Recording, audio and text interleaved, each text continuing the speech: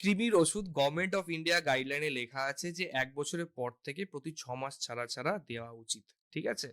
আর এর যে ডোজ আছে এখানে আমরা অ্যালবেন্ডাজল বলে ওষুধ দিই। অ্যালবেন্ডাজল আপনার হচ্ছে ট্যাবলেট ফর্মে পাওয়া যায় আর সিরাপ ফর্মে পাওয়া যায়। যে ট্যাবলেট যেটা আছে 400 র হাফ করলে আপনি 1 থেকে 2 বছরে হাফ করে দেবেন, তার 14 দিন পরে আরেকটা দেবেন। আর যদি সিরাপও থাকে সেম জিনিস, আপনি হাফ সিরাপ খাওয়ালেন আর 14 দিন পরে আবার দিলেন। আর যদি 2 বছরের উপরে হয় তাহলে ফুল ডোজ দিতে হবে। মানে আপনাকে 400 মিলিগ্রাম মানে গোটা ট্যাবলেট বা গোটা শিশি আপনাকে দিতে হবে 14 দিন গ্যাপের মাঝখানে।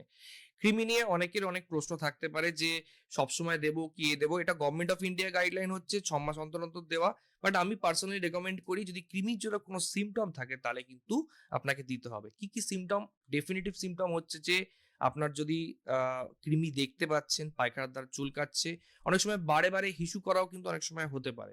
এছাড়া অনেক নন স্পেসিফিক সিমটম আছে, যেমন হচ্ছে যে খাওয়া দাওয়ার চাহিদা কমে গেছে। তো এই জিনিসগুলো কিন্তু কৃমির লক্ষণ হতে পারে।